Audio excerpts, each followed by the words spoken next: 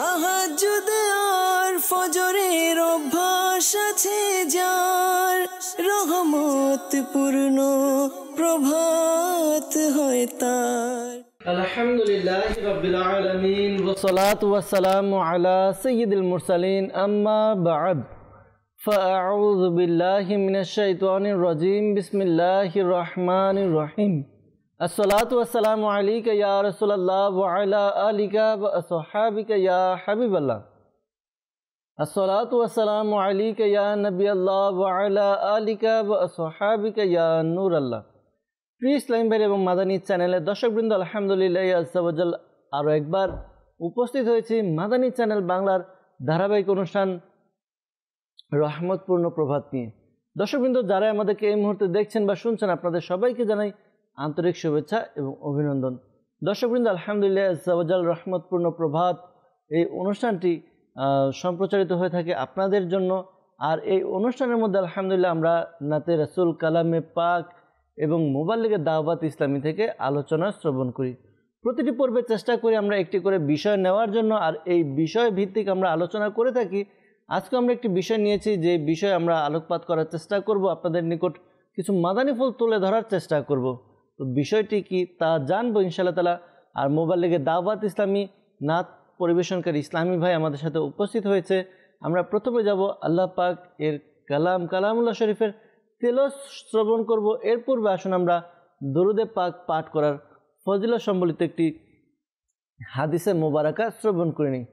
আমাদের প্রিয় নবী রাহমাতুল আলামিন শফিউল মুজনিবিন রাসূল করিম সাল্লাল্লাহু তাআলা আলাইহি ওয়া সাল্লাম ইরশাদ ফরমান, যে ব্যক্তি আমার উপর জুমার দিন 200 বার দরুদে পাক পাঠ করবে, আল্লাহ তাআলা তার 200 বছরের গুনাহকে ক্ষমা করে দিবেন। সুবহানাল্লাহ। দর্শকবৃন্দ, জুমার দিন অত্যন্ত একটি তাৎপর্যপূর্ণ দিন, গুরুত্বপূর্ণ একটি দিন আমাদের জন্য, মুসলমানদের জন্য। তো এই দিনের মধ্যে অধিকারে আমাদের দরুদে পাক পাঠ করা উচিত। তো আসুন নিয়ত করে নিই, জুমার দিন আমরা আল্লাহ তাআলার নবী সাল্লাল্লাহু আলাইহি ওয়াসাল্লামের উপর অধিকারে দরুদে পাক পাঠ করব। সাল্লু আলাল হাবিব সাল্লাল্লাহু তাআলা আলা মুহাম্মদ সাল্লাল্লাহু আলাইহি ওয়াসাল্লাম। দর্শকবৃন্দ, শোয়েব ভাই আমাদের সাথে আছেন। শোয়েব ভাই থেকে আমরা কুরআনে পাকের তেলাওয়াত শ্রবণ করি। জি শোয়েব ভাই। আউযু বিল্লাহি মিনাশ শাইতানির রাজীম।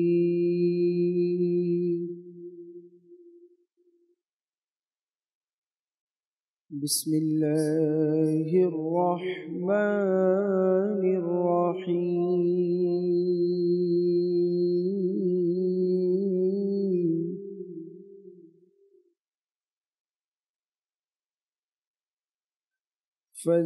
فاذكروني أذكركم واشكروا لي ولا تكفرون.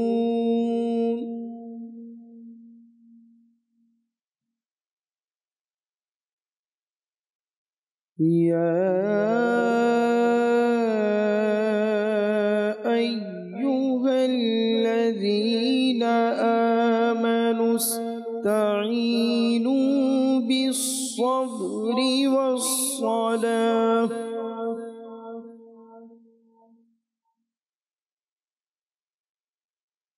إن الله مع الصابرين.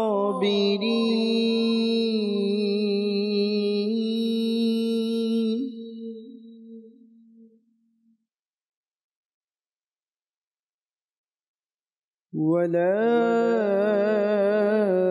تقولوا لمن يقتل في سبيل الله أموات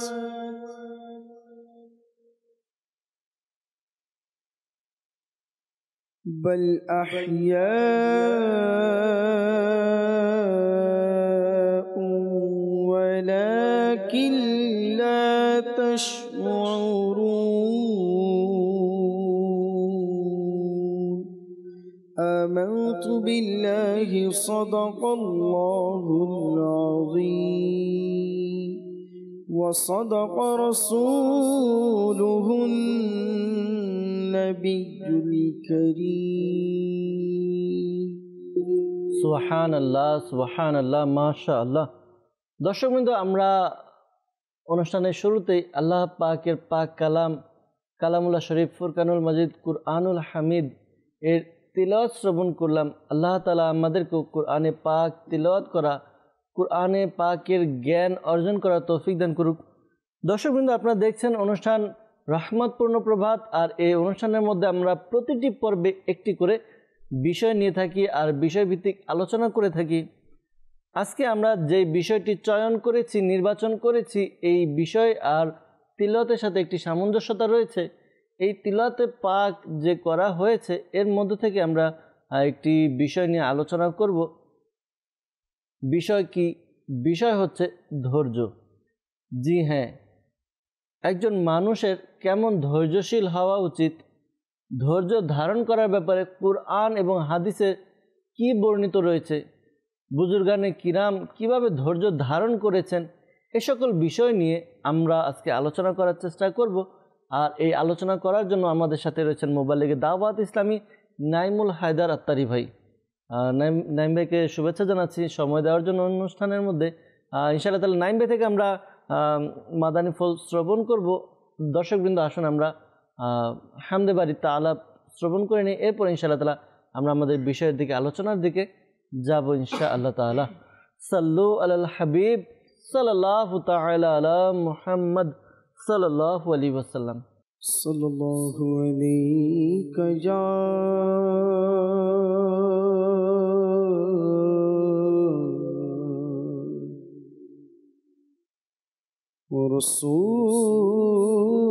রাসূলুল্লাহ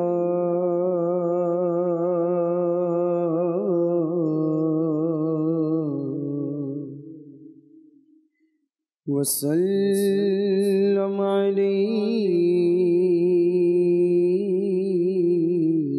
يا حبيب الله سرتاب قدم ہے تن سلطان زمن پھول لب پھول دہن پھول زکن پھول بدن پھول صلی اللہ علیہ یا رسول اللہ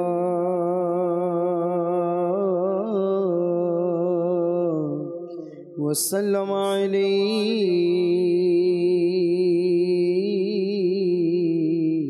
یا حبیب اللہ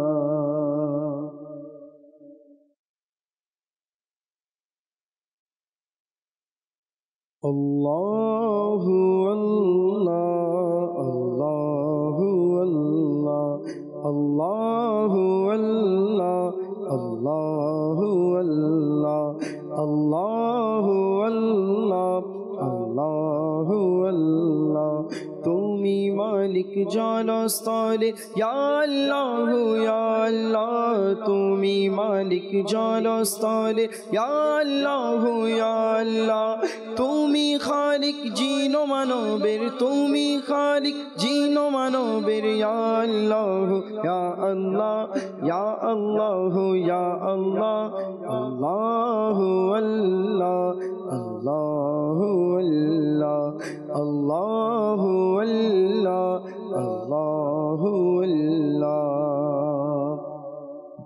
তুমি অনন্ত তুমি অনাদি খোদা তুমি সর্বজ্ঞানী তুমি অনন্ত তুমি অনাদি তুমি অনন্ত তুমি অনাদি খোদা তুমি সর্বজ্ঞানী তোমার সত্তা ঊর্ধ্বে সবার তোমার সত্তা ঊর্ধ্বে সবার ইয়া আল্লাহ ইয়া আল্লাহ ইয়া আল্লাহ ইয়া আল্লাহ তুমি মালিক জালালের ইয়া আল্লাহ یا اللہ اللہ اللہ اللہ اللہ اللہ اللہ اللہ তব গুণগান করে সকলে চন্দ্র সূর্য বৃক্ষ পাথরে তব গুণগান করে সকলে তব গুণগান করে সকলে চন্দ্র সূর্য বৃক্ষ পাথরে তসবি শুষ্ক ভেজা জিনিসের তসবি শুষ্ক ভেজা জিনিসের ইয়া আল্লাহ ইয়া আল্লাহ ইয়া আল্লাহ ইয়া আল্লাহ তুমি মালিক জলস্থলের ইয়া আল্লাহ ইয়া আল্লাহ তুমি মালিক জলস্থলের ইয়া আল্লাহ ইয়া আল্লাহ আল্লাহু আল্লাহ আল্লাহু আল্লাহ আল্লাহু আল্লাহ আল্লাহু আল্লাহ পানির অভাব যখন ভবে রিমঝিম রিমঝিম বৃষ্টি বর্ষে পানির অভাব যখন ভবে পানির অভাব যখন ভবে রিমঝিম রিমঝিম রিমঝিম রিমঝিম রিমঝিম রিমঝিম রিমঝিম রিমঝিম রিমঝিম রিমঝিম বৃষ্টি বর্ষে পানির অভাব যখন ভবে রিমঝিম রিমঝিম বৃষ্টি বর্ষে সবার প্রতি দৃষ্টি রহমতের সবার প্রতি দৃষ্টি রহমতের ইয়া আল্লাহ ইয়া আল্লাহ ইয়া আল্লাহ ইয়া আল্লাহ তুমি মালিক জলস্থলের ইয়া আল্লাহ ইয়া আল্লাহ আল্লাহু আল্লাহ আল্লাহু আল্লাহ আল্লাহু আল্লাহ আল্লাহু আল্লাহ ক্ষমা করো আত্মারিকে মাওলা দোহাই প্রিয় নবীর খোদা ক্ষমা করো আত্মারিকে মাওলা মাওলা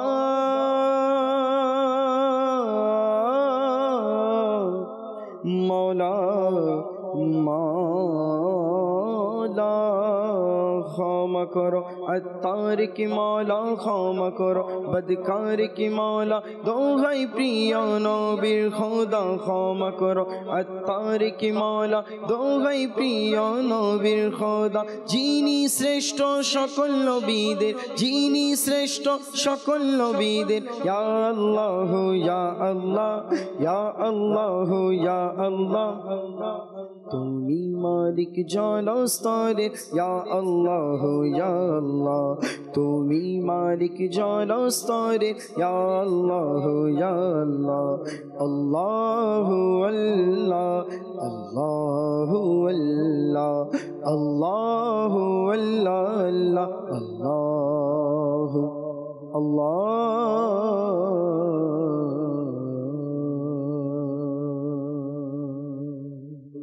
মাশাআল্লাহ। দর্শকবৃন্দ, অনুষ্ঠানের মধ্যে আমরা হামদে বাড়ি তালা শ্রবণ করার সৌভাগ্য অর্জন করলাম। বাস্তবিক কি যদি আমরা মাদানী চ্যানেলের সঙ্গে থাকি, আল্লাহ তাআলার স্মরণ আমাদের খুব সুন্দরভাবে স্মরণ করতে পারবো আল্লাহ তাআলাকে। পাশাপাশি প্রিয় নবী সাল্লাল্লাহু আলাইহি সাল্লামের স্মরণ, বিষয়ভিত্তিক আলোচনা, ইলমে দ্বীন অর্জন, এগুলো আলহামদুলিল্লাহ আমাদের অর্জন করা সহজ হবে।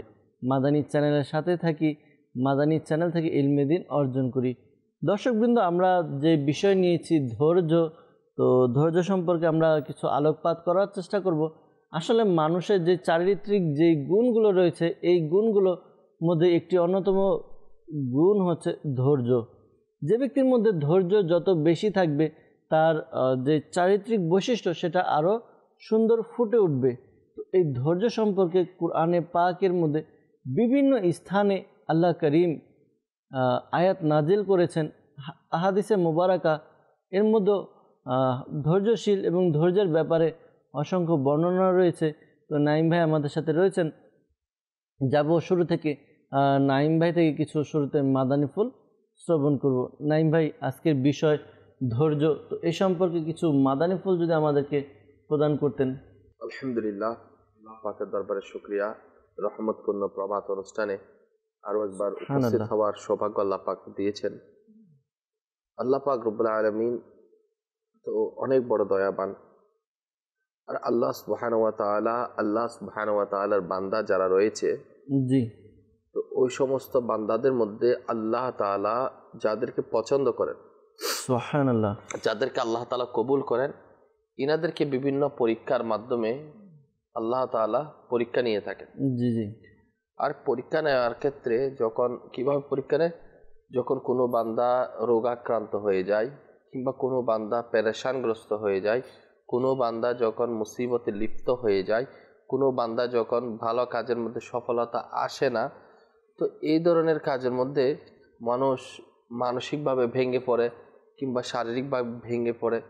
ওই সময় যদি কেউ আল্লাহ তাআলার শুকরিয়া জ্ঞাপন করে, সবর করে, ধৈর্য ধারণ করে, তো আল্লাহ সুবহানাহু ওয়া তাআলা তাকে এর নিয়ামত কিন্তু এক সময় দান করবে, হয়তো দুনিয়াতে কিংবা আখিরাতের মধ্যে তার জন্য সেটা দেওয়া হবে।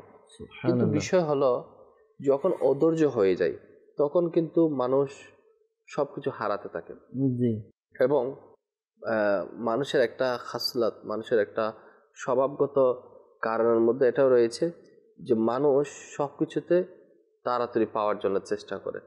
অধৈর্য অর্থাৎ ধৈর্যটা কমই থাকে, অধৈর্যের প্রমাণটা একটু বেশি দেয়। তো যারা পৃথিবীর বুকে যারা ধৈর্য ধারণ করেছে তারা সফলতা অর্জন করেছে, আর যারা ধৈর্য ধারণ করতে পারে নাই তারা নিষ্ফল হয়েছে। আমরা কি কি বিষয়ে অধৈর্য হই? আমরা যখন কেউ রোগাক্রান্ত হয়ে পড়ে, তো রোগাক্রান্ত থেকে শিফা পাওয়ার জন্য মানুষ খুব তাড়াহুড়া করে যে এখনই আমি সুস্থ হয়ে যাই, অধৈর্যের প্রমাণ দেয়। এরপর যখন কোনো ব্যবসা করে, সে খুব তাড়াতাড়ি সফলতা অর্জন করতে চায়, মানে খুবই এখনই তাড়াতাড়ি হয়ে যাক জিনিসটা, সে অর্থাৎ ধৈর্য ধারণ করে না, একটা সময় যে রয়েছে সেটা সে চায় না যে এখনই হয়ে যাক। এরপর মানুষ যখন বিপদগ্রস্ত হয়ে যায়, বিপদ থেকে তাড়াতাড়ি উদ্ধার হওয়ার জন্য সে ধৈর্য ধরতে পারে না, যে এটা কোলায় আসার জন্য সে চেষ্টা করতে পারে না যে এখনই আমি তাড়াতাড়ি যদি সবকিছু থেকে মুক্ত পেয়ে যাই। সে এমনই হয়ে যায় যে এত বিপদের মধ্যে যে আল্লাহ আমার যদি মত দিয়ে দিত, নাউজুবিল্লাহ, সে নিজের মৃত্যু কামনা করে বসে। তাহলে কেমন অধৈর্য! আচ্ছা, মানুষ দোয়া করে আল্লাহর দরবারে, তো দোয়া করতে গিয়ে মানুষ চায় যে এখনই তার দোয়া যেন কি হয়ে যায়, কবুল হয়ে যায়। যে এই যে দোয়া করার ক্ষেত্রে সে একটু অপেক্ষা করতে পারে না। যারা বেতন পায়, বেতন পাওয়ার ক্ষেত্রে একটু দেরি হলে অধৈর্য হয়ে যায়। এরপর যারা কোনো কিছুর গ্রাহক সেবা দিচ্ছে, গ্রাহক সেবা কমে গেলে তখন অধৈর্য হয়ে যায়। কেউ মনে করেন কারেন্ট চলে গেছে, তো একটু আসতে সময় লাগছে, অধৈর্যের প্রকাশ করে। কেউ মোবাইল রিসিভ করছে না, অধৈর্য প্রকাশ করে। এরপর যদি দেখেন আপনি কেউ ভালো চাকরির সন্ধানে রয়েছে, সে চাকরি পাচ্ছে না, অধৈর্য হয়ে যাচ্ছে। তো এরকম যারা অধৈর্য হয়ে যায়, কিছু হচ্ছে মানুষের ব্যক্তিগত জীবনে, আর কিছু বিষয় রয়েছে যেটার সাথে তার ঈমানের সাথে সম্পর্ক রয়েছে। তো ব্যক্তি বিশেষ জীবনেও যারা অধৈর্য হয় তারা কিন্তু সফলতা কিন্তু অর্জন করতে পারে না। আর যারা আপনার সবর করে, সবরের নিয়ামত, আলহামদুলিল্লাহ, এটা বলা হয় সবরের নিয়ামত কিন্তু মিঠা রয়েছে, ফলটা মিষ্টি রয়েছে।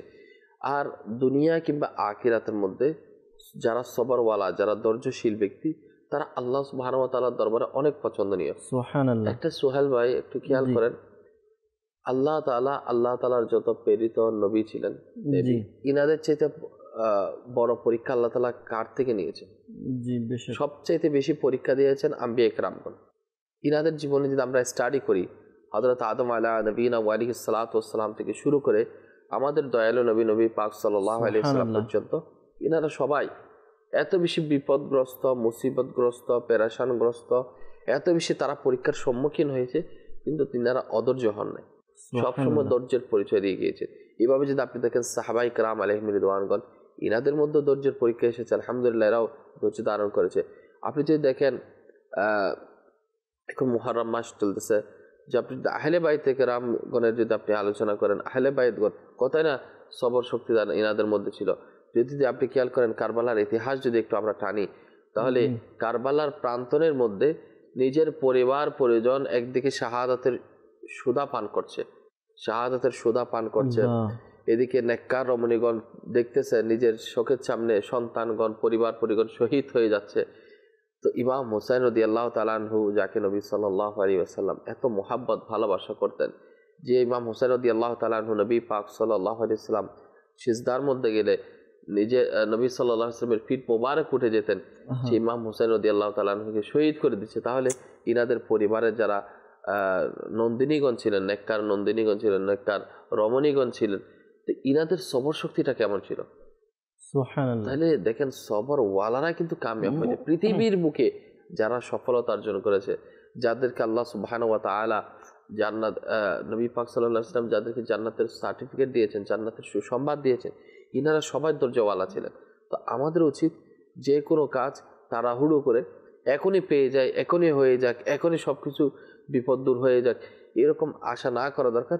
হ্যাঁ, আমরা আল্লাহর দরবারে সবসময় প্রত্যাশা করব যাতে আল্লাহ তাআলা আমাদেরকে মুসিবত থেকে বাঁচায়, আল্লাহ তাআলা আমাদেরকে পেরেশানি থেকে বাঁচায়, আল্লাহ তাআলা আমাদেরকে রোগ শোক থেকে আল্লাহ তাআলা আমাদেরকে হেফাজত করে, আল্লাহ পাক আমাদেরকে প্রত্যেকটা ন্যায় ও জায়েজ কাজের মধ্যে সফলতা আমাদেরকে দিক, সেটা আমরা চাইবো, অবশ্যই চাইবো।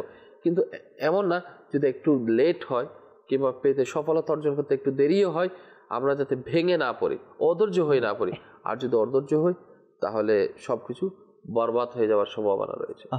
আসলে দর্শকবৃন্দ, আমরা যদি খেয়াল করি দেখব অনেক এমন কাজ রয়েছে। নাইম ভাই তো মাত্র জাস্ট কয়েকটি উদাহরণ দিয়েছেন যে কি কি কাজ হলে আমরা অধৈর্য হয়ে যাই।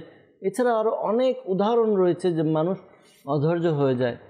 কোথাও যাবে, গাড়িতে একটু দেরি হলো, অধৈর্য হয়ে যাওয়া, আরও অনেক বিষয় রয়েছে। তো এই বিষয়গুলো যদি আমরা অধৈর্য না হই, একটু ধৈর্য ধারণ করি, একটু চিন্তা করি, যে বিষয়ে আমি দোয়ার বিষয়টা আমি নিয়ে নেই, যে যদি আমরা দোয়া করতে যাই আর এই দোয়াতে দোয়া করলাম, ইয়া আল্লাহ আমার এই পেরেশানি দূর করে দাও, দোয়া তো করলাম, আর যদি মনে মনে এটা আকাঙ্ক্ষা করি আমার এটা তাড়াতাড়ি হয়ে যাক, দেখেন তাড়াতাড়ি হয়ে যাওয়া এটা না, বরং যদি আমরা ধৈর্য ধারণ করি, আল্লাহ তাআলার উপর ভরসা রাখি, আমাদের এই সমস্যা দূর হয়ে যাবে। কেননা কুরআনে পাকের মধ্যে রয়েছে, আল্লাহ রাব্বুল আলামিন ইরশাদ ফরমান, যা আমাদের সোহেব ভাই তেলাওয়াত করেছিল, যে ধৈর্য ধারণ করার ব্যাপারে। তো আমরা যেন ধৈর্য ধারণ করি, ধৈর্য ধারণের মাধ্যমে আল্লাহ তাআলার কাছে প্রার্থনা করি। অনেক সময় দেখা যায় যে আমরা বিভিন্ন সময় অধৈর্য হয়ে গিয়ে আল্লাহ তাআলার ব্যাপারে অভিযোগ করে বসি, মাআযাল্লাহ। তো অভিযোগ নয়, আমাদের ধৈর্য ধারণ করা উচিত। যখন আমরা ধৈর্য ধারণ করব, আল্লাহ তাআলা আমাদের সাথে থাকবেন। আল্লাহ তাআলা বলা হয়েছে ইন্নাল্লাহা মাআস সাবিরিন, তো যারা ধৈর্য ধারণ করেন আল্লাহ তাআলা তাদের সাথে রয়েছে। তো আমরা ধৈর্য ধারণ করব, আল্লাহ তাআলার নিয়ামত আমরা পাবো ইনশাআল্লাহ তাআলা। দর্শকবৃন্দ, আমরা আবারও আসবো, আলোচনা শ্রবণ করব, কিছু ফোন কল নেব, আপনাদের ফোন কল, কিছু মেসেজ নেব, এরপর ইনশাআল্লাহ তাআলা নাতে রাসূল সাল্লাল্লাহু আলাইহি ওয়াসাল্লামের দিকে অগ্রসর হব। জি, কিছু কল শুনিয়ে দিন। আমার নাম মোহাম্মদ ইসমাইল, লাকসাম থেকে। আপনাদের এই মাদানী চ্যানেলটা আমার কাছে এতই ভালো লাগে যে আমার মনে হয় যে সারাদিন সারা রাত দেখি। একবার নামাজের পরে পরে, খাবার পরে, ঘুমাবার পরে যেন আমি এইটা দেখেই থাকি। আমার কাছে এত ভালো লাগে। মাশাআল্লাহ। তো আসলে ভালো লাগার কথা, কেননা কুরআনে পাকের হাদিসে মোবারকার আল্লাহ রাসূলের আলোচনা হয়ে থাকে, আর যেখানে আল্লাহ তাআলার আল্লাহ হাবিব সাল্লাল্লাহু আলাইহি ওয়াসাল্লামের আলোচনা হয়, এগুলো নিশ্চয়ই খুবই আমাদের জন্য মিষ্ট এবং আমাদের জন্য শেখার বিষয়। ভালো তো লাগবেই। তো মাদানী চ্যানেলের সাথে আপনিও থাকুন, আপনার আত্মীয় স্বজন, পরিবারবর্গ, বন্ধুবান্ধব যারা রয়েছে তাদেরকেও দাওয়াত দিন মাদানী চ্যানেল দেখার জন্য ইনশাআল্লাহ তাআলা। পরবর্তী কল। আমি রাস্তায় থেকে বলছি রাইতা, আমি একটা নাচ শুনতে চাই। তুমি প্রিয় খোদা রাবি, তুমি সৃষ্টির সেরা। জি ইনশাআল্লাহ তাআলা, সোহেব ভাই নোট ডাউন করে রাখিয়েন। ইনশাআল্লাহ তাআলা চেষ্টা করব আপনাদের অনুরোধগুলো রাখার জন্য, আপনাদের অনুরোধ অনুযায়ী নাতে রাসূল এবং কালাম শোনানোর জন্য। পরবর্তী কল। ব্রাহ্মণবাড়িয়া থেকে বলছি।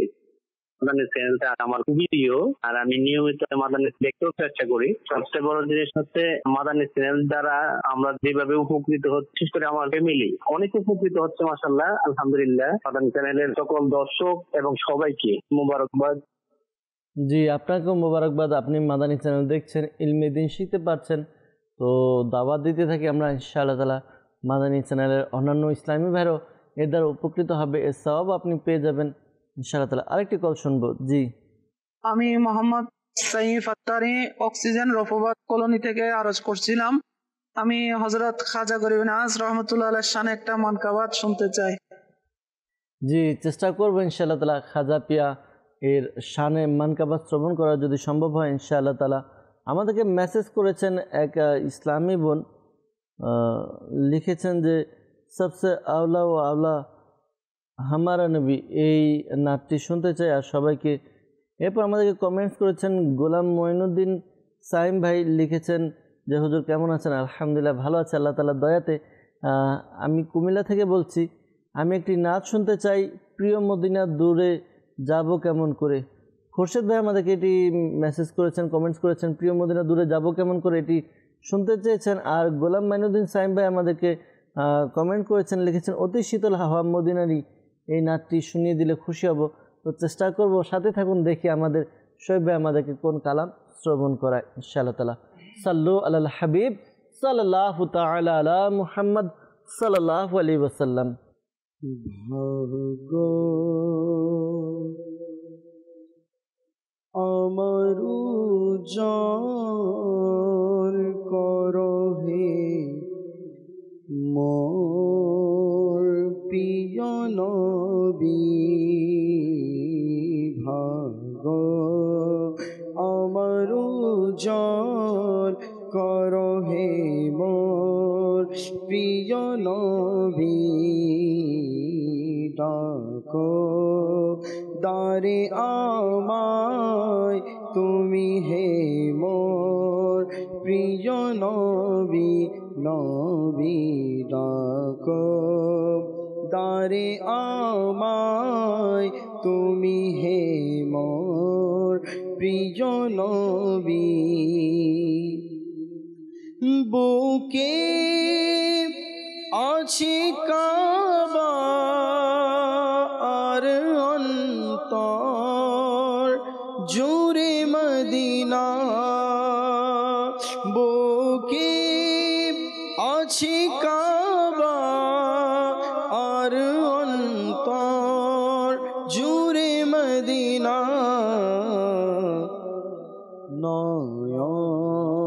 নিছে যা আমার হে মোর প্রিয় নবী, নবী নিছে যা আমার হে মোর প্রিয় নবী, নবী ভাগো আমার উজাড় করো হে মোর প্রিয় নবী। দিদার পাবার আশায় আমি হয়ে আছি বেকুল, দিদার পাবার আশায় আমি হয়ে আছি বেকুল,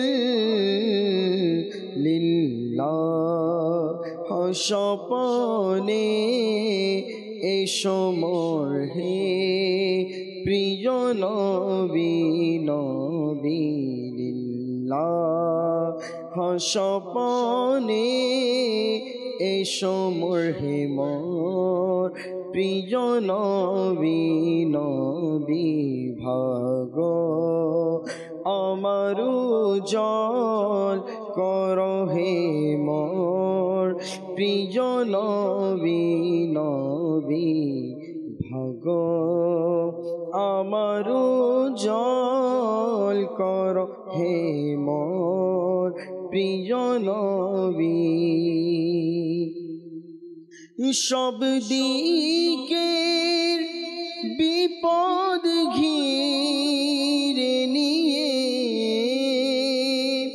সে যে আমায়, সব দিকের বিপদ ঘিরে নিয়ে সে যে আমায়, অসহায় আমি সাহায্য করো হে মোর প্রিয় নবী, নবী অসহায় সাহায্য করো হে মোর প্রিয় নবী। আত্মারের প্রতি দয়া করো শাহে মদিনা, আত্মারের শাহে মদিনা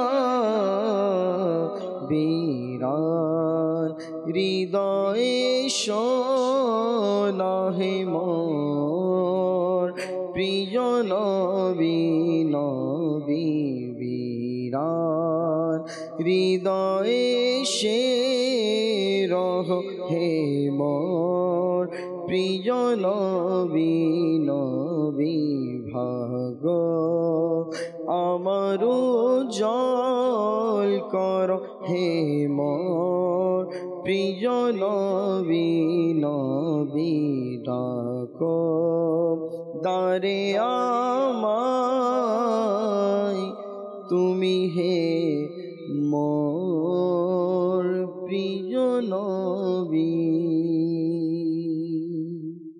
মাশাআল্লাহ। দর্শকবৃন্দ, আমরা নাতে রাসূল সাল্লাল্লাহু আলাইহি সাল্লাম কালাম শ্রবণ করলাম। দর্শকবৃন্দ, যে বিষয়টি নিয়ে আমরা আলোচনা করছিলাম ধৈর্য, বাস্তবে কি ধৈর্য এমন একটি বিষয়, হাদিসে মুবারাকার ভাষায় আল্লাহ নবী রাসূল আরবি সরকারে দোলম সাল্লাল্লাহু তাআলা আলাইহি ওয়াসাল্লাম ইরশাদ ফরমান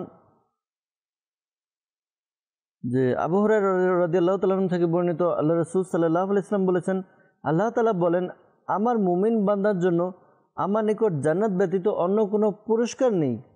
যখন আমি তার দুনিয়ার প্রিয়তম কাউকে কেড়ে নেই এবং সে সওয়াবের নিয়তে সবর করে। ধৈর্য এমন একটি গাছ যা সারা গায়ে কাটা, কিন্তু ফল অতি সুস্বাদু। বাস্তবে কি ধৈর্য ধারণ করা বান্দার জন্য একটি নিয়ামত স্বরূপ। আমরাও বলে থাকি সবরের মেওয়া ফলে। সবর এটি আরবি শব্দ যার বাংলা ধৈর্য। যখন কোনো ব্যক্তি ধৈর্য ধারণ করে তার ফল, তার রেজাল্টটা অতি মিষ্ট হয়। আমরা অনেক সময় তাড়াহুড়া করি, বিভিন্ন যখনই আমরা ধৈর্যের কথা শুনি তখন আমাদের মাইন্ডে আরেকটা বিষয় আসে, বিপদ আপদ, সমস্যা। যখনই মানুষ সমস্যার সম্মুখীন হয় তখনই মানুষ ধৈর্যের বিষয়টা চলে আসে। এই জন্যই যখনই আমরা কোনো সমস্যায় পড়ব, কোনো বিপদে পড়ব, তখন আমরা ধৈর্য ধারণ করব। কেননা অনেক সময় দেখা যায় এই ধৈর্য বান্দার নিয়ামত প্রাপ্তি, এই ধৈর্য বান্দার সম্মান বৃদ্ধির একটি মাধ্যম হয়। কেননা আল্লাহ তাআলা বান্দাকে বিভিন্নভাবে পরীক্ষা করে থাকেন।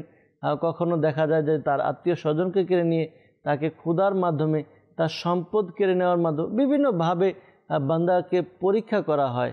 তো এই অবস্থায় আমাদেরকে অধৈর্য বা ধৈর্য হারা হলে চলবে না। আল্লাহ তাআলার দরবারে শুকরিয়া আদায় করা উচিত। শুকরিয়া এবং ধৈর্য এটাও ওতপ্রোতভাবে জড়িত।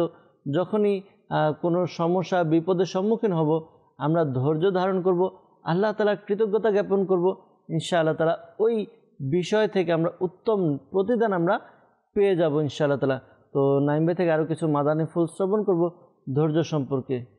ধৈর্য এমন একটা বিষয় যে আল্লাহ সুবহানাহু ওয়া তাআলার পক্ষ থেকে অনেক বড় নিয়ামত।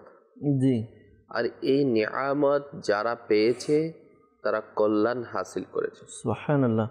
পৃথিবীর বুকে যারা সফলতা অর্জন করেছে, কিংবা যত বড় বড় আল্লাহওয়ালা, যারা আল্লাহ তাআলা যাদেরকে আখিরাতের জন্য নিয়ামত দান করেছে আখিরাতের মধ্যে, ওই সমস্ত ব্যক্তিবর্গদের মধ্যে দেখবেন ইনারা অনেক কঠোর পরিশ্রম, কঠোর সাধনা করে, সবর করে কিন্তু সেটা অর্জন করেছে। যেমন সবরের ব্যাপারে আল্লাহর নবী রাসূলুল্লাহ পাক সাল্লাল্লাহু আলাইহি ওয়াসাল্লাম ইরশাদ করেন কি, কারণ আমরা তো আল্লাহর নবী সাল্লাল্লাহু আলাইহি ওয়াসাল্লামের দেখানো পথে আমরা অনুসরণ করব। তো আমাদের দয়ালু নবী সাল্লাল্লাহু আলাইহি ওয়াসাল্লামকে যদি জিজ্ঞেস করি, ইয়া রাসূলুল্লাহ সাল্লাল্লাহু আলাইহি ওয়াসাল্লাম, বিপদগ্রস্ত মানুষের ফজিলত কি, সবর করলে কি নিয়ামত মিলবে? তো বুখারী শরীফের মধ্যে আসছে, নবী পাক সাল্লাল্লাহু আলাইহি ওয়াসাল্লাম ইরশাদ ফরমান, আল্লাহ তাআলা যার কল্যাণ কামনা করে তাকে বিপদে লিপ্ত করে দেন। আল্লাহ আল্লাহ। আচ্ছা, আল্লাহর যার ভালো চাই তার উপর বিপদ আল্লাহ তাআলার পক্ষ থেকে অবতীর্ণ হয়। আচ্ছা, এখন মানুষের প্রশ্ন আসতে পারে, তাহলে তার উপর বিপদ কেন? এই যে বিপদ আসার পরে সে যখন ধৈর্য ধারণ করবে, সবর করবে, সে সবরের বিনিময়ে আল্লাহ তাআলা তার মর্যাদাকে বাড়িয়ে দিবে। সুবহানাল্লাহ। তাকে আখিরাতের মধ্যে কামিয়াবি নসিব করবে। সুবহানাল্লাহ। যেমন ইবনে মাজাহ শরীফের মধ্যে আসছে, নবী পাক সাল্লাল্লাহু আলাইহি ওয়াসাল্লাম ইরশাদ ফরমান, বান্দাকে তার দ্বীনদারি অনুযায়ী বিপদের মধ্যে লিপ্ত করে। অর্থাৎ যার যেমন অবস্থা সেভাবে আল্লাহ তাআলা বিপদে, অর্থাৎ তার দিনদারের যে অবস্থা, দিনদারের উপর ভিত্তি করে আল্লাহ তাআলা বিভিন্ন জনকে বিভিন্ন রকমের বিপদ আল্লাহ তাআলার পক্ষ থেকে লিপ্ত করা হয়। আচ্ছা, সে যদি দিনের বেলায়, অর্থাৎ দিন বলতে ইসলাম, ইসলামের বেলায় কঠোর হয়, তবে তার পরীক্ষা কিন্তু কঠোর হয়ে থাকে। এমন নয় যে বেশি কট্টরপন্থী দিনদারের মধ্যে আছে একেবারে পাক্কা, তার উপর বিপদ কম, এমন নয়। বরং হাদিস পাকে আসছে যে যত বেশি কঠোর হবে তার পরীক্ষাও কঠোর হবে। যদি সে নিজের দিনের বেলায় দুর্বল হয়, আল্লাহ তাআলা তার দিনদার অনুযায়ী তাকে পরীক্ষা করেন। বান্দা বিপদে লিপ্ত হতে থাকে, এমনকি এই দুনিয়াতে তার সকল গুনাহ ক্ষমা করে দেওয়া হয়। সুবহানাল্লাহ। শুধুমাত্র এই যে বিপদের কারণে, সবর করার কারণে সে বিপদগ্রস্ত হলো, ক্ষতিগ্রস্ত হলো, মুসিবতগ্রস্ত হলো, পেরেশানগ্রস্ত হলো, রোগাক্রান্ত হলো, এরপরও ধৈর্য ধারণ করলো, আল্লাহ পাকের শুকরিয়া জ্ঞাপন করলো, তারা কি হলো, বলা হচ্ছে কি এই সবর করার কারণে আল্লাহ তাআলা তাদের সমস্ত গুনাহ ক্ষমা করে। আচ্ছা, এরপর নবী পাক সাল্লাল্লাহু আলাইহি ওয়াসাল্লাম আরো কিছু হাদিস শরীফ আসছে যে নবী সাল্লাল্লাহু আলাইহি ওয়াসাল্লাম ইরশাদ ফরমান, যার সম্পদ বা প্রাণে বিপদ আসলো অতঃপর সে তা গোপন রাখলো, অধৈর্য হলো না আর কি, গোপন রাখলো, মানুষের মাঝে প্রকাশ করলো না, তবে আল্লাহ তাআলার প্রতি দায়িত্ব যে তাকে ক্ষমা করে দেওয়া। সুবহানাল্লাহ, মাশাআল্লাহ। এরপর আরো হাদিসে পাক আসছে, যখন আল্লাহ তাআলার কোনো বান্দার প্রতি ভালোবাসা পোষণ করে কিংবা তার বন্ধু বানানোর জন্য ইচ্ছা পোষণ করে আল্লাহ তাআলার পক্ষ থেকে, তো তার উপর পরীক্ষা বর্ষণ করতে শুরু করে দেন, অর্থাৎ পরীক্ষা বর্ষণ করে দেন। অতঃপর যখন সে বান্দা আপন প্রতিপালককে ডাকে, হে রব্বে করিম, তখন আল্লাহ তাআলা ইরশাদ করেন, আমার বান্দা তুমি যা কিছু আমার নিকট চাইবে তোমাকে তা দান করা হবে, অথবা দ্রুত তোমাকে দিয়ে দিব, অথবা তোমার আখিরাতের জন্য জমা করে দিব। যদি আল্লাহ তাআলা আল্লাহর বান্দাকে দিয়ে দেয়, সে তো পেয়ে যাচ্ছে, আর যদি আখিরাতের জন্য সেটা রেখে দেয়, আল্লাহু আকবার, সেটা তো জমায় রয়ে গেল। সুবহানাল্লাহ।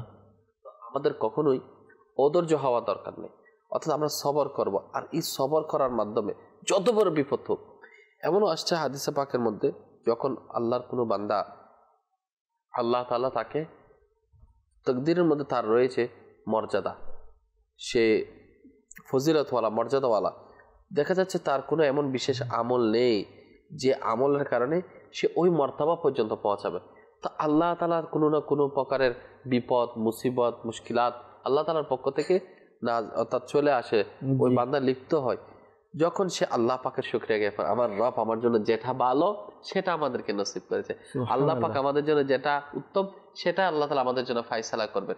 এই যে আল্লাহ তাআলা শুকরিয়া জ্ঞাপন করা, সবর করা, এই সবর শক্তির মাধ্যমে, ধৈর্য শক্তির মাধ্যমে, এই যে সে আল্লাহ তাআলার ফায়সালার উপর খুশি হয়েছে, তো আল্লাহ তাআলা তাকে যেটা তার ইবাদত, রিয়াজতের মাধ্যমে পাঠানো সম্ভব ছিল না, আল্লাহ তাআলা শুকরিয়া জ্ঞাপন করে না, আল্লাহ তাআলা তাকে ওই মর্যাদা পর্যন্ত পৌঁছায় দেন। আসলে যে বিষয়টি যে আল্লাহ তাআলা বান্দাকে পরীক্ষা করেন, তো এটা পরীক্ষা, অনেকে মনে করে যে আমার উপরে পরীক্ষা নেওয়া হচ্ছে, মানে আমি কত কষ্টের মধ্যে পড়ে গেলাম। তো আসলে পরীক্ষা এটা কিন্তু আসলে দর্শকবৃন্দ আমরা যদি চিন্তা করি, এটা কষ্ট নয়, বরঞ্চ আমাদের জন্য দয়া। কেননা আজকে পরীক্ষার সম্মুখীন আমি হয়েছি, আর এই পরীক্ষার সম্মুখীন হওয়ার মাধ্যমে আল্লাহ তাআলার অনেক দয়া, অনেক বড় নিয়ামত আমার অর্জিত হবে। কিভাবে? এভাবে যে যখনই আমার উপর পরীক্ষা আসলো, এই পরীক্ষা আসার কারণে যখন আমি ধৈর্য ধারণ করলাম, আর এই ধৈর্য ধারণ করার বিনিময়ে আল্লাহ তাআলা আমাকে, যে পরীক্ষার মধ্যে আমি আছি, পরীক্ষা আমার দূর হয়ে যাবে। তো এই জন্য আমাদের উচিত, আমরা যেন আমাদের এই যখনই আল্লাহ তাআলা কোনো পরীক্ষার মাধ্যমে আমরা বিভিন্ন সমস্যার সম্মুখীন হব, এই সমস্যার সম্মুখীন হওয়ার মাধ্যমে আমরা কি করব, তার ধৈর্যের মাধ্যমে মোকাবেলা করব। আর যখনই ধৈর্যের মাধ্যমে মোকাবেলা করব, তখন ইনশাআল্লাহ তাআলা দেখা যাবে যে আমরাও বিভিন্ন ধৈর্য ধারণ করার মাধ্যমে আমাদের সমস্যাগুলো দূর হবে ইনশাআল্লাহ তাআলা। তো ধৈর্য যদি ধারণ করি, ধৈর্য ধারণের ফজিলত আমরা শুনলাম, ধৈর্য ধারণ করার ব্যাপারে কিছু ঘটনা আমরা নাইমের কাছে যাব, কিছু ঘটনা যদি আমাদেরকে ধৈর্যের ব্যাপারে, যে বুজুর্গানের দিন, কারণ একটু ফজিলত আমরা শ্রবণ করলাম, আমাদের মনে উৎসাহ বৃদ্ধি পেল। যদি কারো জীবনে প্র্যাকটিক্যাল ধৈর্যের বিষয়টা চলে আসে, তো দেখা যাবে যে এই ধৈর্যের বিষয়টা আসার কারণে আমাদের ওই আরও মনের মধ্যে আরও বেশি সৃষ্টি হবে এই ধৈর্যটা ধারণ করার ব্যাপারে। এ ব্যাপারে যদি কিছু ঘটনা আমাদেরকে শোনাতেন। আপনি যদি দেখেন যত আল্লাহওয়ালা, যত পরিষ্কার ব্যক্তি আল্লাহ তাআলা দুনিয়াতে প্রেরণ করেছেন, যাদেরকে আল্লাহ তাআলা দুনিয়া এবং আখিরাতের মধ্যে কামিয়াবি দান করেছেন, ওই সমস্ত বুজুর্গের বেলা আপনি যদি খেয়াল করেন দেখবেন ইনারা সমস্ত তাদের বিপদের সময় ইনারা ধৈর্য ধারণ করেছেন, মুশকিলাতের সময় ধৈর্য ধারণ করেছেন, সবর করেছেন। যেমন আপনি যদি খেয়াল করেন শাহিন শাহ বাগদাদ হুজুর গৌসে পাক রহমতুল্লাহ আলাইহি, ইনি তো আল্লাহ তাআলা ইনাকে বিলায়াতের সম্রাট হিসেবে, গৌসে আজম হিসেবে প্রেরণ করেছেন। এরপরও ইনি আলহামদুলিল্লাহ বনে জঙ্গলে এমন বলছেন ইনি কত না বিপদের মধ্যে ছিলেন। বলছে আমার একটা বছর এমন গিয়েছিল যে আমি পুরা বছর শুধুমাত্র পানি খেয়েছিলাম। বলে আমার একটা বছর এমন গিয়েছিল যে আমি কিছুই খাইনি। আমার এমন একটা বছর গিয়েছিল যে বছর আমি শুধুমাত্র জঙ্গলের গাছের লতা পাতা খেয়ে আমি জীবন ধারণ করেছি। তাহলে আল্লাহ সুবহানাহু ওয়া তাআলার একজন ওলিদের সম্রাট শাহিন শাহ বাগদাদ হুজুর গৌসে পাক, ইনার উপর এত অবস্থা করুণ গিয়েছিল, কিন্তু সর্বদা আল্লাহ পাকের সন্তুষ্টি জ্ঞাপন করেছে, আল্লাহ তাআলার শুকরিয়া জ্ঞাপন করেছে আলহামদুলিল্লাহ। যে আমরা দেখা যায় যে বিষয়টা আপনি বললেন গাউসে পাক রাদিয়াল্লাহু তাআলা আনহু, তিনি এক বছর না খেয়েছিলেন, এক বছর শুধু পানি খেয়েছেন, আর এক বছর শুধু লতা পাতা খেয়ে জীবন ধারণ করে ইলমে দিন আল্লাহ তাআলার ইবাদতের মধ্যে মশগুল ছিলেন। কিন্তু কখনো কিন্তু আমরা এরকম শুনিও নেবে পড়িও নি যে তিনি কোনো অভিযোগ করেছেন, বড় আল্লাহ তাআলার দরবারে শুকরিয়া জ্ঞাপন করেছেন। তো আসলে বাস্তবিকই আমাদের মধ্যে সেই বিষয়টি পাওয়া যায় না। দেখা যায় যে আমরা কোনো একটি বিষয়, অর্থাৎ এই বিষয় আমরা একবেলা খাবার পেলাম না, দেখা যায় আমরা অধৈর্য হয়ে যাই, আরে আমি খাবার পেলাম না, বা ঘরের মধ্যেই রান্না করতে একটু দেরি হলো, আমার একটা টাইম যে আমি 2টার দিকে খিদা লাগে, আমি 2টা বাজে খাবার পাইনি, আজকে রান্না করতে একটু দেরি হলো। দেখা গেল কি আমি যে রান্না করছে নিজের স্ত্রী হোক, স্ত্রীর উপরে চড়াও হয়ে যাই, তাকে অনেক কথা শুনিয়ে দিই, না ধৈর্য ধারণ করি। একটি ঘটনা রয়েছে যে এক ব্যক্তি এমন ঘটেছিল যে তার স্ত্রী যখন রান্না করলো, তো এই রান্না করার পরে সে যখন খাবার খেলো, খাবারের মধ্যে কিছুটা লবণ বেশি ছিল। সে কী করলো, তার স্ত্রীকে প্রহার করতে চাইল, মারতে চাইল, কিন্তু সে মারলো না, মারা থেকে বিরত রইল, নিজের রাগকে দমন করলো, ধৈর্য ধারণ করলো। তো যখন সে মারা গেল, তো স্বপ্নে দেখলো, জিজ্ঞাসা করলো মা ফাআলাল্লাহু বিকা, অর্থাৎ আল্লাহ তাআলা আপনার সাথে কি আচরণ করেছেন। ওই ব্যক্তি বলল আল্লাহ তাআলা আমাকে ক্ষমা করে দিয়েছেন। কেন? ওই যে রাগকে কন্ট্রোল করেছেন, স্ত্রীকে কিছু বলেননি, ধৈর্য ধারণ করেছেন, এর জন্য তার কি জান্নাত নসিব হয়েছে।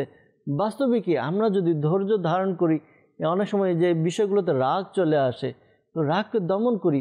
এক তো যে ব্যক্তি রাগ দমন করবে তার জন্য জান্নাতের সুসংবাদ রয়েছে, পাশাপাশি এখানে ধৈর্যের বিষয়টা যে আমরা ধৈর্য ধারণ করি, ইনশাআল্লাহ তাআলা আল্লাহ তাআলার পক্ষ থেকে কোনো নিয়ামত যখন দেখা যাবে যে আমি কারোর উপরে দয়া করছি, ধৈর্য ধারণ করে দয়া করলাম, এক সময় এমন আসবে যখন আল্লাহ তাআলা আমার কোনো ফল্টের কারণে আল্লাহ তাআলা আমাকে ক্ষমা করে দিবেন, এর প্রতিদান আল্লাহ তাআলা আমাকে দিবেন। মাউসিলি রাহমাতুল্লাহ আলাইহি, সুবহানাল্লাহ, ইনার সম্মানিত সহধর্মিণী রাহমাতুল্লাহ তাআলা আলাইহা, জি, ইনি একবার খুব জোরে আঘাত পান, আল্লাহ, অর্থাৎ পড়ে যান, তো নখ ভেঙে গেল, নখ উঠে গেল, কিন্তু ব্যথায় চিৎকার আহ কিংবা ওহ করার পরিবর্তে তিনি হাসতে রইলেন। কেউ জিজ্ঞেস করলে আঘাতে কি আপনি ব্যথা পাচ্ছেন না? আল্লাহ আল্লাহ আল্লাহ বলেন ধৈর্যের প্রতিদান অর্জনের স্বভাবে কারণে আমি খুশিতে আঘাত পাওয়ার কষ্ট আমি খেয়ালই করিনি। অর্থাৎ এই ধৈর্য ধারণ করার দ্বারা যে সওয়াবটা পাবো, এই সওয়াবের কারণে এই আঘাতটা আমার কাছে আঘাতই মনে হচ্ছে না।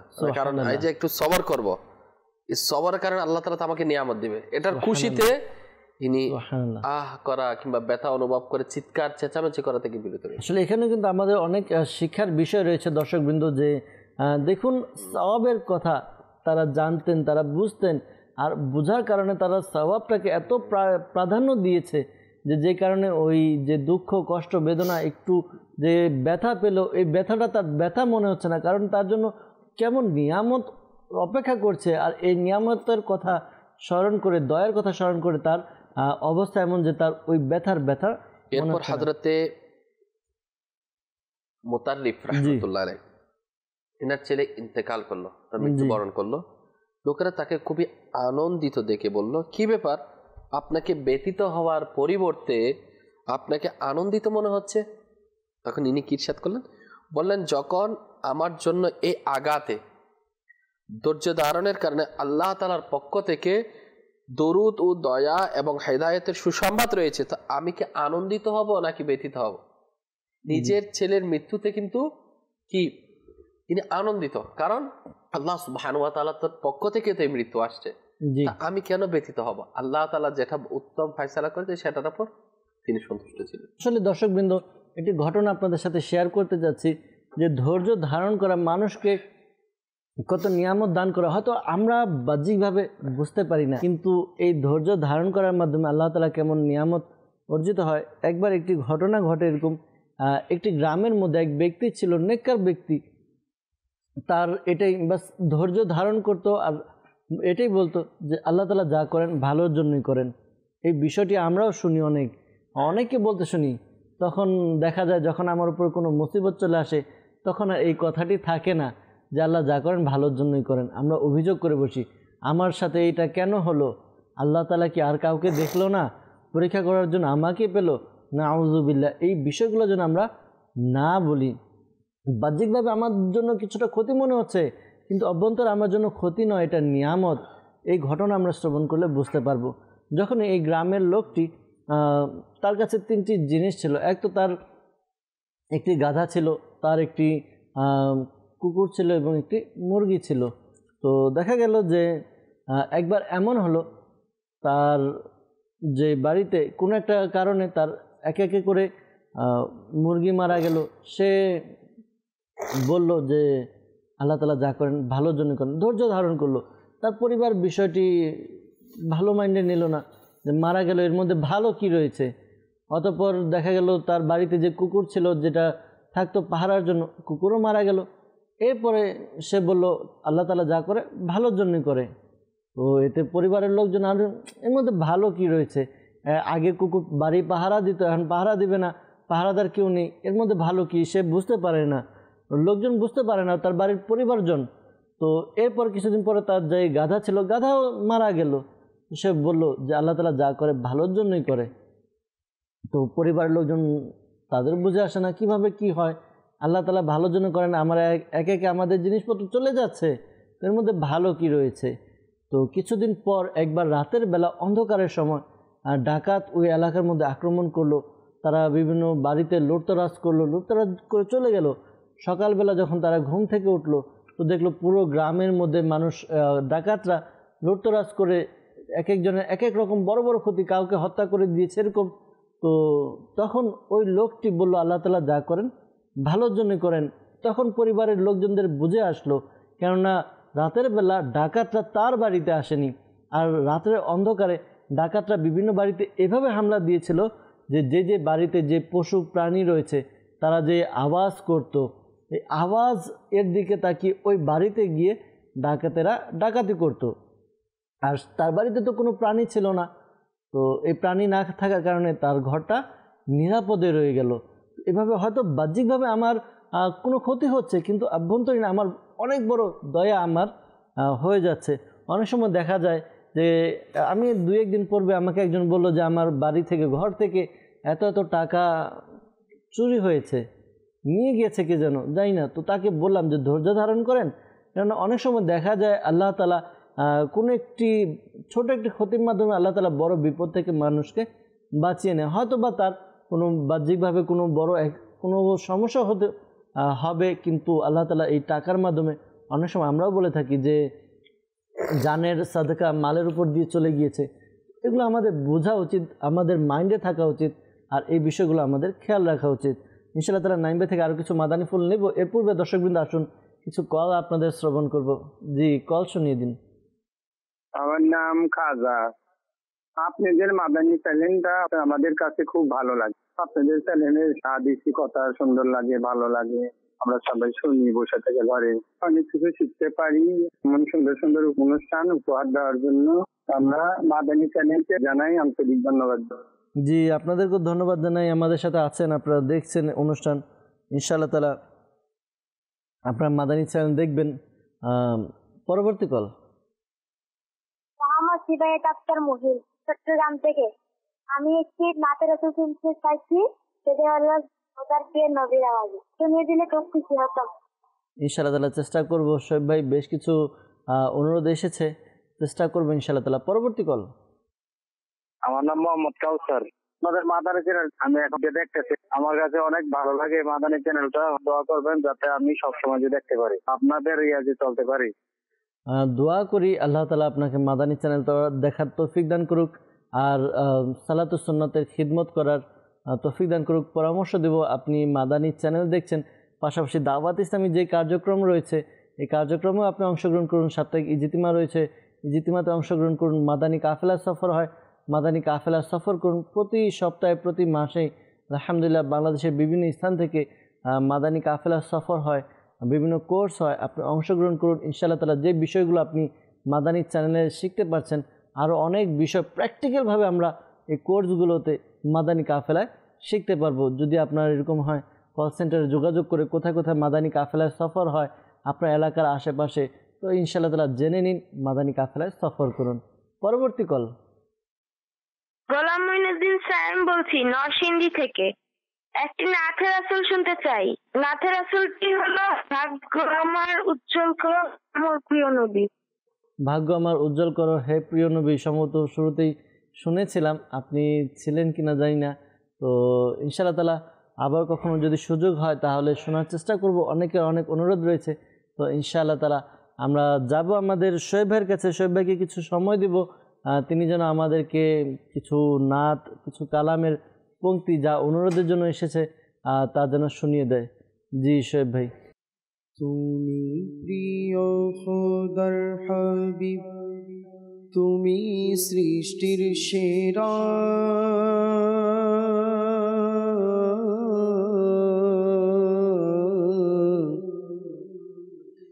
তুমি প্রিয় খোদার হাবিব, তুমি সৃষ্টির সেরা, তুমি খোদার প্রিয় হাবিব, তুমি সৃষ্টির সেরা।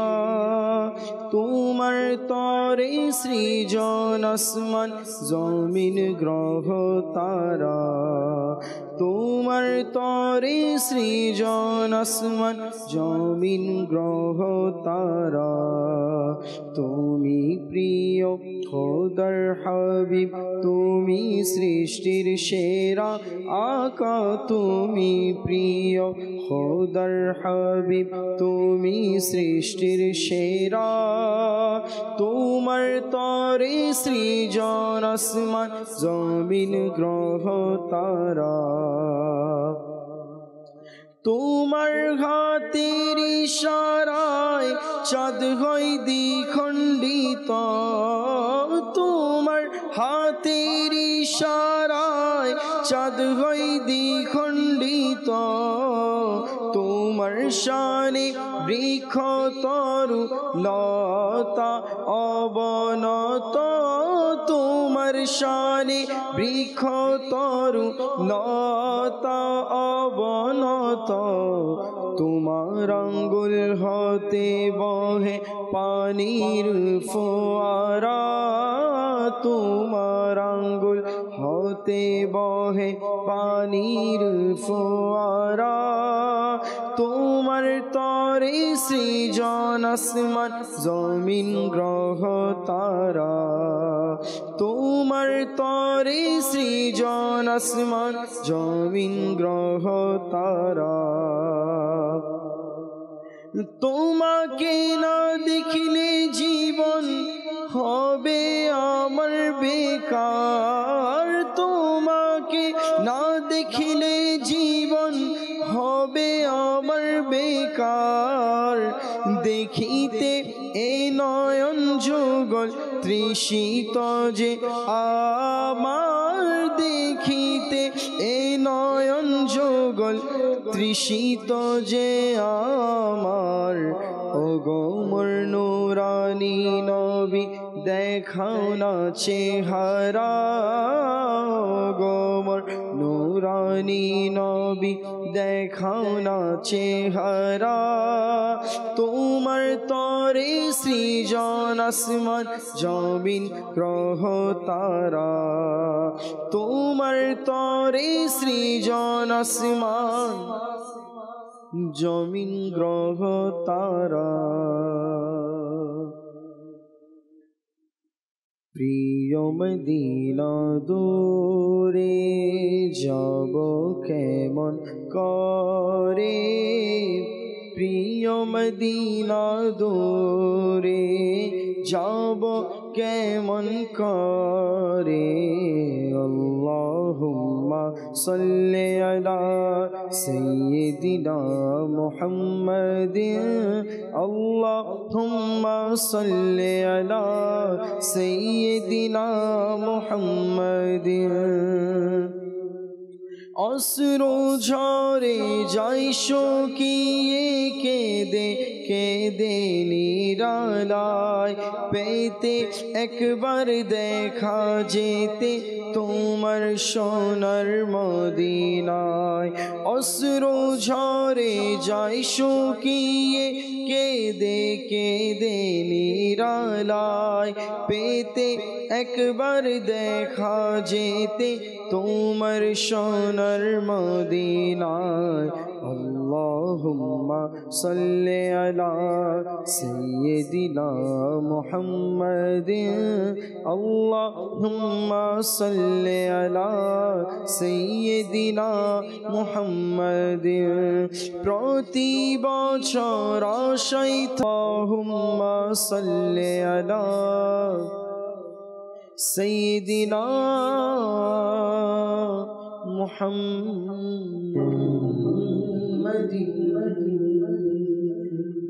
মাশাআল্লাহ। দর্শকবৃন্দ, আমরা চেষ্টা করলাম আপনাদের কিছু অনুরোধের কালাম আমরা শ্রবণ করানোর জন্য। আমরা শুনলাম আলহামদুলিল্লাহ। তো ইনশাআল্লাহ তাআলা মাদানী চ্যানেলের সাথে থেকে আমরা কালাম, নাতে রাসূল ইনশাআল্লাহ তাআলা শুনতে থাকবো। দর্শকবৃন্দ, আমরা যে বিষয় নিয়ে আলোচনা করছিলাম ধৈর্য ধারণ করার ফজিলত বা বরকত সম্পর্কিত আমরা কিছু ঘটনা শ্রবণ করছিলাম। তো নাইম ভাইয়ের কাছে আবারও যাব, ধৈর্য সম্পর্কিত কিছু মাদানী ফুল শ্রবণ করব। জি নাইম ভাই। ফুল আমরা শ্রবণ করব। আসলে ধৈর্য হারা কখন হয় মানুষ? জি, মানুষ যখন একেবারে বিপদের মধ্যে নিমজ্জিত হয়ে, জি, অনেকে বলে না আমি সর্বহারা হয়ে গেলাম, সবকিছু আমার নিঃস্ব হয়ে গেল, জি, আমার ব্যবসার লোকসান লোকসান লোকসান, আমি এত বেশি ঋণগ্রস্ত হয়ে পড়েছি, আমার সন্তান মারা গেল, কিংবা আমার পরিবারের উপর দিয়ে এত বেশি নির্মমতা, বর্বরতা, জুলুম, অত্যাচারের শিকার হচ্ছি, কিংবা কেউ আছে যে আমার চাকরির জন্য, কর্মের জন্য এত চেষ্টা করতেছে, আমার কর্ম হচ্ছে না। অনেকেই ঘরের মধ্যে উপযুক্ত বেটি রয়েছে, উপযুক্ত বিয়ের বন্দোবস্ত হচ্ছে না, অনেক পাত্র রয়েছে, নেককার পাত্রীর সন্ধানে রয়েছে, অথচ ভালো পাত্রী পাচ্ছে না, কিংবা মানে এক একজনের এক একভাবে বিভিন্ন পেরেশানির মধ্যে এক একজন এক একভাবে গ্রেফতার রয়েছে। কিন্তু আমাদের উচিত সবারই আপন আপন জায়গা থেকে সবর করা। কারণ আল্লাহ সুবহানাহু ওয়া তাআলা, যদি আমি খেয়াল করি, যদি বিবাহের ক্ষেত্রে এসব করি, অনেকে বলে যে আমার তকদিরে মনে হয় বউ নাই, মনে হয় অনেকে মনে করে যে আমার বেটির জন্য মনে ভালো সন্তান পাবো না, মনে হয় একটা ছেলে পাবো না, মনে হয় যে বিবাহ দিব। আসলে আল্লাহ তাআলা আমাদেরকে যখন দুনিয়াতে পাঠানোর আগে কিন্তু আমাদের জোড়া সৃষ্টি করেছেন, মানে কার সাথে আমার বিবাহ হবে সেটা সৃষ্টি করে আল্লাহ তাআলা রেখে দিয়েছেন। যদি তাকদীরের মধ্যে যদি লেখা হয়ে থাকে, তো সেটা পৃথিবীর যতই বিপদ আসুক, যতই মুসিবত আসুক, একদিন হবেই হবে। আর যদি তাকদীরের মধ্যে না থাকে, তাহলে কখনোই তো সম্ভব হবে না। এভাবে আপনি যদি চিন্তা করেন, চাকরি বলেন আজকে হচ্ছে না, ব্যবসার অনুন্নতি, আরে ভাই ব্যবসার অনুন্নতি, ঋণগ্রস্ত হয়ে পড়েছি, আল্লাহ তাআলা আপনার জন্য যতটুকু দানা পানি লিখেছে এর বাইরে কোনোদিন হবে না, এর বাইরে না আপনি একটা দানা মুখে উঠাতে পারবেন, না এর চেয়ে একটি দানা বেশি আপনি নিতে পারবেন। যে সময়, যে কোণে, যে দানাটা আপনার জন্য তাকদীরের মধ্যে লেখা আছে, আল্লাহ তাআলার প্রতি ভরসা রাখতে হবে, আল্লাহ তাআলার প্রতি উত্তম চিন্তা ভাবনা রাখতে হবে। যদি আল্লাহ তাআলার ব্যাপারে যদি আমি ভালো ধারণা না রাখি, তাহলে রাখবোটা কার কাছে, রাখবো কার ব্যাপারে? তো আমরা যদি সবর করি, সবরের কারণে কিন্তু নিয়ামত হবে। আমরা একটু খেয়াল করি যে সাহাবায়ে কেরাম আলাইহিম রিদওয়ানগণের ব্যাপারে, আমরা আম্বিয়ায়ে কেরামের ঘটনা শ্রবণ করি যে ইব্রাহিম আলা নবীনা ওয়া আলাইহিস সালাতু ওয়াস সালামের উপর কতই না বিপদ আসছিল, কতই না মুসিবত আসছিল, ইনি কিরকম সবর করেছেন। যে নমরুদের যে কর্মকাণ্ডের ক্ষেত্রে কতই না ক্ষতিগ্রস্ত করার চেষ্টা করেছিল হযরত ইব্রাহিম আলাইহিস সালাতু ওয়াস সালামকে, কতই না ধৈর্যের পরীক্ষা যে আল্লাহ তাআলার পক্ষ থেকে হযরত ইসমাইল আলাইহিস সালাতু ওয়াস সালামের কুরবানি নির্দেশ এসেছিল। এইভাবে যদি দেখি আমরা হযরতে আদম আলাইহিস সালাতু ওয়াস সালাম, একটা ফল গাছের যে ঘটনা রয়েছে, দুনিয়াতে প্রেরণ করে দেওয়া হয়েছে হযরত আদম আলাইহিস সালাতু ওয়াস সালামকে, মানে কত বছর কান্নাকাটি করেছে আল্লাহ তাআলার দরবার থেকে, কিন্তু নৈরাশ হয়নি। আল্লাহ একদিন আমার ফরিয়াদ কবুল করবে। যে বিষয়টি দেখা যায় যে বান্দা অধৈর্য যে হয়ে যায়, তো দেখা যায় বেশিরভাগ সময় আল্লাহ তাআলার উপরে তার ভরসা থাকে না, ভরসা না থাকার কারণে কিন্তু বান্দা অধৈর্য হয়ে যায়। কিন্তু যে ব্যক্তি ধৈর্যশীল দেখবেন তার মধ্যে ভরসা বলতে একটি বিষয় রয়েছে, আল্লাহ তাআলা, যে আল্লাহ তাআলা তো আছেন, আল্লাহ তাআলার উপর ভরসা করি, আর এই ভরসা করার কারণে তার ভিতরে একটা ধৈর্য ধারণ করা একটা শক্তি চলে আসে। আর যার আল্লাহ তাআলার উপরে ভরসা নেই, সে কিন্তু অধৈর্য থাকে, তার মধ্যে ওই ধৈর্য ধারণ করার বিষয়টা কিন্তু আসে না। যেমন আমি এটা বললাম যে পৃথিবীর বুকে, দুনিয়ার মধ্যে সবচাইতে বেশি যারা ধৈর্য পরীক্ষার মধ্যে কামিয়াবি হয়েছে এবং যাদের উপর মুসিবত আসা সবচেয়ে বেশি এসেছিল, এগুলো হচ্ছে আল্লাহ তাআলার প্রেরিত নবীগণের উপর। কারণ ইনারা এত বেশি সম্মানিত, ইনাদের সবরের মাধ্যমে পুরা বিশ্ববাসীকে আল্লাহ সুবহানাহু ওয়া তাআলা জানিয়ে দিয়েছেন যে আমার প্রিয় প্রেরিত নবী আলাইহিস সালাতু ওয়াস সালামকে আমি এত ভালোবাসি। এরপর ইনাদের উপর এত মুসিবত আসার পরেও ইনার কিভাবে সবর করতে, যেমন ওই বিষয়টি কিন্তু স্মরণ করিয়ে দিচ্ছে আবার ওই বিষয় যেটি আপনি বলছেন, যে বান্দার অবস্থা অনুযায়ী তার উপরে কিন্তু বিপদও এরকম, যার সম্মান যত বেশি তার বিপদও তত বেশি। আম্বিয়া কিরাম, তাদের তো সম্মান তো আল্লাহু আকবার, তাদের উপর বিপদ মুসিবতের মাধ্যমে সবর কতটুকু করছে। জি, সবরের মধ্যে মাশাআল্লাহ সবাই কামিয়াব। সুবহানাল্লাহ। আপনি যদি দেখেন হযরত সুলাইমান আলাইহিস সালাতু ওয়াস সালাম, এর উপর পরীক্ষা গিয়েছিল। আপনি যদি খেয়াল করেন হযরত ঈসা আলাইহিস সালাতু ওয়াস সালামের উপর, এর উপর পরীক্ষা গিয়েছিল। হযরতে নূহ আলাইহিস সালাতু ওয়াস সালাম, এর উপর পরীক্ষা গিয়েছিল। এরপর দেখেন আপনি যদি খেয়াল করেন যে এমন একজন আম্বিয়া আলাইহিস সালাম আছে যিনি প্রায় 900 প্রায় 1000 বছরের কাছাকাছি দাওয়াত দেওয়ার পরে 39 জন উম্মত পেয়েছে। ইনার সবর শক্তিটা কেমন ছিল। আজকে আমরা নেকির দাওয়াত দিতে গিয়ে অধৈর্য হয়ে যায়, আরে মানুষের মধ্যে থেকে মনে হয় মানুষের মন দিল শক্ত হয়ে গেছে, মানুষ এখন নেকির দিকে আসে না, মানুষ এখন নেকির কাজ করে না। আরে আমার কাজ হচ্ছে নেকির দাওয়াত পেশ করা। হিদায়াতের মালিক তো আল্লাহ তাআলা। আল্লাহ তাআলা যাকে হিদায়াত করবে সেই কল্যাণের প্রতি, সেই নেকির প্রতি আসবে, এর বাইরে তো হবে না। আমার কাজ চেষ্টা অব্যাহত রাখা। যেমন আপনাকে বললাম একজন আম্বিয়া আলাইহিস সালামের উপরে প্রায় 900 কত বছর যাবত দাওয়াত দিয়ে 1000 বছরের কাছাকাছি দাওয়াত কার্যক্রম করে মাত্র 39 জন উম্মত পেয়েছে। এরপর যদি দেখেন মূসা আলাইহিস সালাতু ওয়াস সালাম ফেরাউনের সাথে কতই না সমস্যার মধ্যে সম্মুখীন হয়েছিল হযরতে মূসা আলাইহিস সালাতু ওয়াস সালাম, এত কিছু হওয়ার পরেও সবর করেছেন। আরে সব কিছু তো রাখলাম একদিকে, সব নবী আলাইহিস সালাতু ওয়াস সালামের একদিকে সবর শক্তি, ধৈর্য শক্তি, আরেকদিকে সরকার দু আলম হুজুর পাক সাল্লাল্লাহু আলাইহি ওয়াসাল্লামের সবর শক্তি কেমন। যেমন নবী সাল্লাল্লাহু আলাইহি ওয়াসাল্লাম কেমন ধৈর্যের অধিকারী, যে নবী সাল্লাল্লাহু আলাইহি ওয়াসাল্লাম অনেক বিপদগ্রস্ত হয়েছিল, নবী সাল্লাল্লাহু আলাইহি ওয়াসাল্লামকে নিয়ে হাসি ঠাট্টা করতো। যাকে আল্লাহ তাআলা আল্লাহর হাবিব হিসেবে দুনিয়াতে পাঠিয়েছেন, সে নবীর সাথে হাসি বিদ্রুপ করছে। নবী সাল্লাল্লাহু আলাইহি ওয়াসাল্লামের নূরানি শরীর মুবারকের মধ্যে পাথর মেরে কত বিক্ষত করেছে। নবী সাল্লাল্লাহু আলাইহি ওয়াসাল্লাম যখন সিজদা মুবারকের মধ্যে যেত, নারী বুড়ি উঠিয়ে দিত। তাহলে এত কঠিন থেকে কঠিন স্তরের মধ্যে নবী পাক সাল্লাল্লাহু আলাইহি ওয়াসাল্লাম উম্মতের মায়ায়, উম্মতের মুহাব্বতে সবর করেছে, সবর করে নিয়েছে, বদদুয়া করেন নাই। আল্লাহ তাআলার দরবারে আমাদের হিদায়াতের জন্য, অর্থাৎ উম্মতের হিদায়াতের জন্য, উম্মতের মাগফিরাতের জন্য আল্লাহর দরবারে দোয়া করেছে, আল্লাহ তুমি আমার উম্মতকে আমার হাওলা করে দাও। তাহলে দেখেন এত এভাবে দেখেন আপনার যারা নবী পাক সাল্লাল্লাহু আলাইহি ওয়াসাল্লামের থেকে যারা সঙ্গ পেয়েছেন, প্রাণপ্রিয় সাহাবাগণ আহলে বাইতুর তারা কত সবর শক্তি তাদের মধ্যে ছিল। আমরা অনেকেই শুনেছি হযরত বিলাল রাদিয়াল্লাহু তাআলা তিনি তো কারো অধীনে গোলাম ছিলেন, তিনি বলছেন লা ইলাহা ইল্লাল্লাহু মুহাম্মাদুর রাসূলুল্লাহ, আল্লাহ ছাড়া কোনো মাবুদ নেই, আল্লাহ ছাড়া কোনো মাবুদ নেই, আল্লাহ ছাড়া কোনো মাবুদ নেই। এই কথাটা শোনার পরে মালিক তো সেটা মেনে নিতে পারছে না।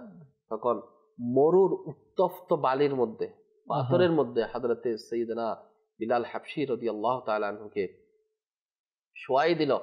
শোয়াই দিয়ে বড় থেকে বড় উত্তপ্ত পাথরকে হযরতে সাইয়েদনা বিলাল রাদিয়াল্লাহু তাআলা আনহুর সিনার মধ্যে বসাই দিল, সিনার মধ্যে রেখে দিল। তাহলে এত বড় একটা উত্তপ্ত রোদের মধ্যে এত গরম পাথর সিনার মধ্যে রেখে দিয়েছে। তো বলছে যে তুমি এই কালমা, এই বাক্যটা তুমি ছেড়ে দাও। এই বাক্যের মধ্যে, কালমার মধ্যে এত বেশি মধু পেয়েছে, আল্লাহ ছাড়া কোনো মাবুদ নেই, এবং নবী পাক সাল্লাল্লাহু আলাইহি ওয়াসাল্লাম আল্লাহ এবং রাসূলের উপর যে ঈমান এনেছে এটা স্বাদ এত রয়েছে, প্রয়োজনে নিজের জানকে বিসর্জন দিবে। এরপরও এই কালমা ছাড়েননি। এরপর যদি আমরা খেয়াল করি হযরতে সাইয়েদনা আবু হুরায়রা রাদিয়াল্লাহু তাআলা, জাবির রাদিয়াল্লাহু তাআলা আনহু, হযরতে যায়েদ রাদিয়াল্লাহু তাআলা আনহু কতই না কষ্টের মধ্যে, আল্লাহু আকবার, এত যুদ্ধের ময়দানের মধ্যে সরকার দু আলম আলাইহিস সালাতু ওয়াস সালামের মোহাব্বত ভালোবাসা নিয়ে এত কষ্টের সম্মুখীন হয়ে, চারিদিকে তীরের মানে ডানে বামে সামনে এমন কোন স্থান ছিল না যেখানে তীরের আঘাত লাগেনি।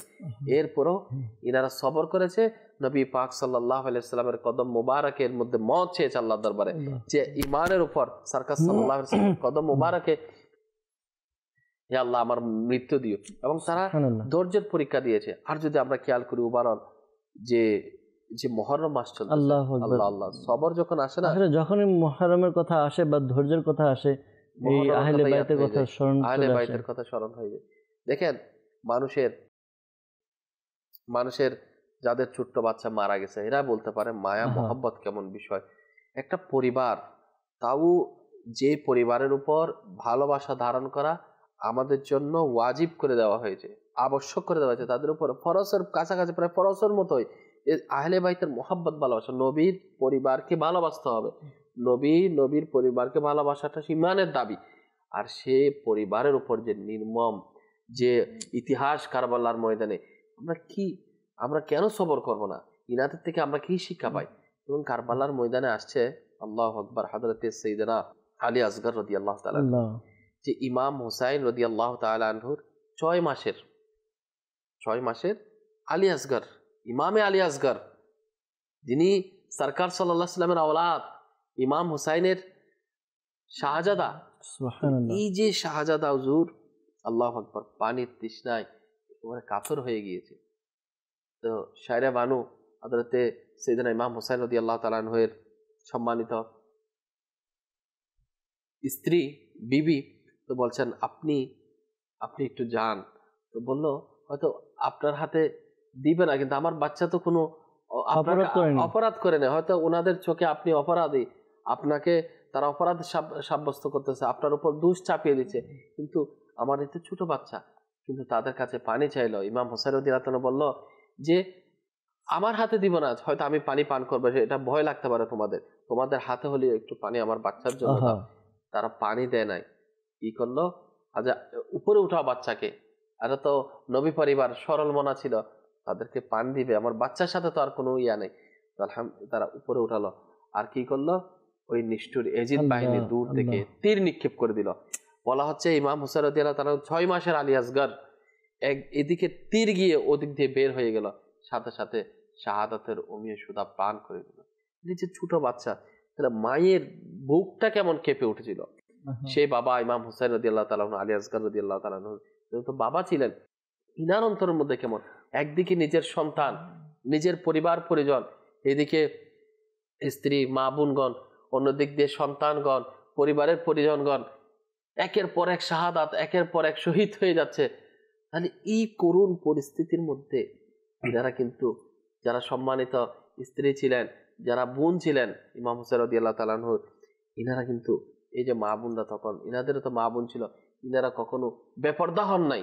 এই কঠিন পরিস্থিতির মধ্যে নিজের, বলা হচ্ছে ওই তো পরিবারের যে ফাতেমাতুজ জাহরা রাদিয়াল্লাহু তাআলা আনহা এত বেশি পাক পবিত্র ছিল, এত বেশি, আল্লাহু আকবার, এত বেশি আপনার পর্দার অধিকারী ছিল, সেই ঘরের তো আল্লাহু আকবার, ইনারা তো পরিবারের সদস্য রয়েছে।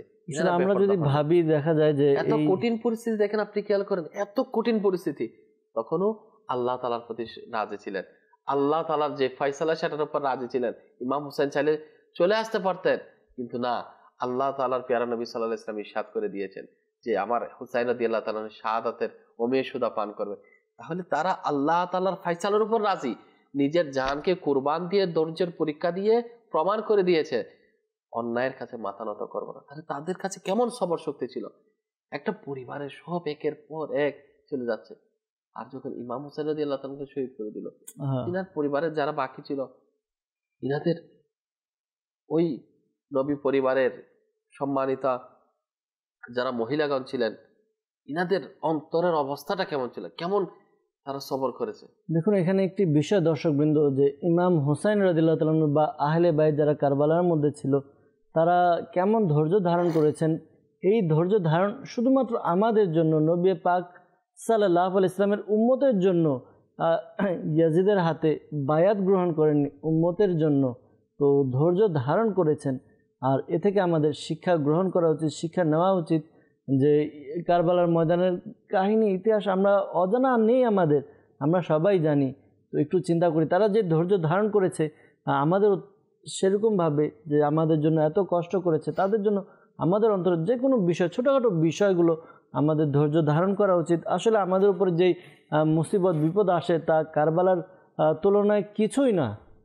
তো আমাদের এই বিষয়গুলো স্মরণ করে আমাদের করা উচিত, আপনার ধৈর্য ধারণ করা উচিত। অনেকে আমাদেরকে মেসেজ করছেন, একজন আমাদেরকে মেসেজ করলেন বরিশাল থেকে, বিনতে শহীদ লিখেছেন, আপনারা কেমন আছেন, আপনাদের প্রোগ্রামের বিষয়টা অনেক ভালো, শিক্ষণীয় বিষয়, বাট আমরা যে কত আশা নিয়ে আপনাদের প্রোগ্রামে মেসেজ করি, আপনারা পড়েন না, তো তখন আমাদের মন ক্ষুণ্ণ হয়। তো এরকমভাবে আর কি মেসেজ করেছেন। চ্যানেলের দর্শক শ্রোতা, আমি আপনাদেরকে রিকোয়েস্ট করব, আমরা অনেক সময় আমরা কমেন্টস করি, আমরা কল পাঠাই, তা আমাদের উচিত যে বিষয় সম্পর্কে আলোচনা হচ্ছে সেই বিষয়কে সামনে রেখে যাতে আমরা মন্তব্য পেশ করি। অনেক সময় দেখা যায় যে আমাদের জানার কিন্তু অনেক বিষয় রয়েছে, এবং আমাদের আলোচনার বিষয়টা আরো ফুটে ওঠার আমাদের জন্য সহজতর হয়ে যায়, এবং আপনার মাধ্যমে, আপনার প্রশ্নের মাধ্যমে, আপনার একটু চিন্তাধারার শেয়ার করার মাধ্যমে দেখা যাচ্ছে সেটা পুরা মাযহাব মিল্লাতের জন্য অনেক বড় উপকার বয়ে আনবে ইনশাআল্লাহ তাআলা। ইনশাআল্লাহ তাআলা আপনারা মাদানী চ্যানেল দর্শক রয়েছেন, আপনারা বুঝবেন আপনাদের জন্য মাদানী চ্যানেল। আলহামদুলিল্লাহ, মাদানী চ্যানেল সবার জন্য উন্মুক্ত, মনে কষ্ট নেবেন না ইনশাআল্লাহ তাআলা। আর যে বিষয়টি দর্শকবৃন্দ, আমাদের উচিত ধৈর্য ধারণ করা, আর এই ধৈর্য ধারণ করার অনেকগুলো পদ্ধতি রয়েছে।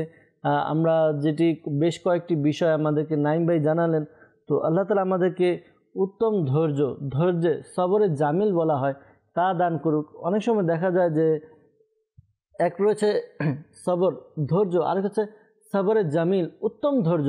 এই বিষয়টি যেন আমাদের মধ্যে চলে আসে। সবরে জামিল বলা হয় ওই বিষয়টিকে যে বান্দার কাছে যখন কোনো বিপদ চলে আসে, কোনো সমস্যা চলে আসে, সমস্যার সম্মুখীন হয়, আর এই সমস্যার সম্মুখীন হওয়ার পরে বান্দা কোনো ব্যক্তির কাছে, এমনকি তার নিজের পরিবার বন্ধু বান্ধবের কাছে ওই সমস্যাগুলো ফুটে তুলে না, অর্থাৎ বলে না, বা তার চেহারার মধ্যেও দেখা যায় না। আজকাল তো আমাদের দেখা যায় যে আমাদের কোনো পেরেশানি হলো, কারো কাছে গেলেই ভাই আপনার মন খারাপ বলে দেয়, অটোমেটিকভাবে বলে দেয়, আচ্ছা আপনি মনে পেরেশানির মধ্যে আছেন, তখন সরে যায়, হ্যাঁ আসলে আমি অনেক পেরেশানির মধ্যে আছি, আমার এটা হয়ে গেছে, ওইটা হয়ে গেছে। এই যে আমার ধৈর্য কোথায় রইল? আবার অনেক সময় দেখা যায় যে আমরা বলি আমার অনেক পেরেশানি দিয়ে যাচ্ছি, তখন সে তো জানতে চাইবে যে ভাই কি হয়েছে, তখন আমরা বলি।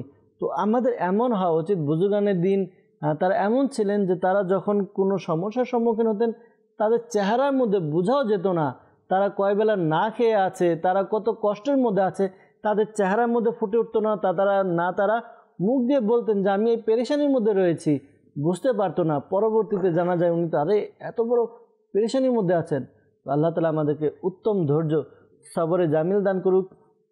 আর যখনই আমাদের মনের মধ্যে কোনো কষ্ট আসবে বা বিপদ আসবে, তখন আমরা আমাদের থেকে যত বড় বিপদে রয়েছে তাদেরকে স্মরণ করব, এতে আমাদের ধৈর্য ধারণের আসলে যত প্রকারের বিপদ হোক, সেটা শারীরিক হোক, মানসিক হোক, আর্থিক হোক কিংবা সম্মানের হোক, যত বড় থেকে বড় বিপদ কিংবা মুসিবত হোক, আমাদের সবারই উচিত সবর করা, যে আল্লাহ তাআলার পক্ষ থেকে আল্লাহ আমার জন্য উত্তম ফয়সালা করবেন, আল্লাহ আমার জন্য উত্তম ফয়সালা করবেন, আল্লাহ আমার জন্য উত্তম ফয়সালা করবেন। আলহামদুলিল্লাহ, আল্লাহ যতটুকু দিয়েছে, আল্লাহ যতটুকুর মধ্যে রেখেছে, শুকরিয়া।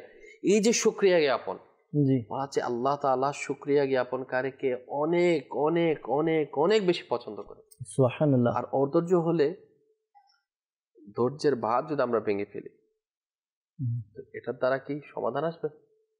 সমাধান তো আসবে না, বরঞ্চ সবরের মাধ্যমে সমাধান আসবে। হ্যাঁ, আপনি দুনিয়াতে হয়তো বা কিছু বেশি অর্জন করতে পারেন নাই, আপনি কি নিজেকে নিজে নিঃস্ব মনে হচ্ছে? নিঃস্ব নয়, বলা হচ্ছে কাল কিয়ামতের দিন ওরাই সবল হবে যারা দুনিয়াতে নিঃস্ব ছিল। নিঃস্ব বলতে ওরাই কিছুই ছিল না, নিঃস্ব অবস্থার মধ্যে ছিল, কিন্তু আল্লাহ পাকের শুকরিয়া জ্ঞাপনকারী ছিল।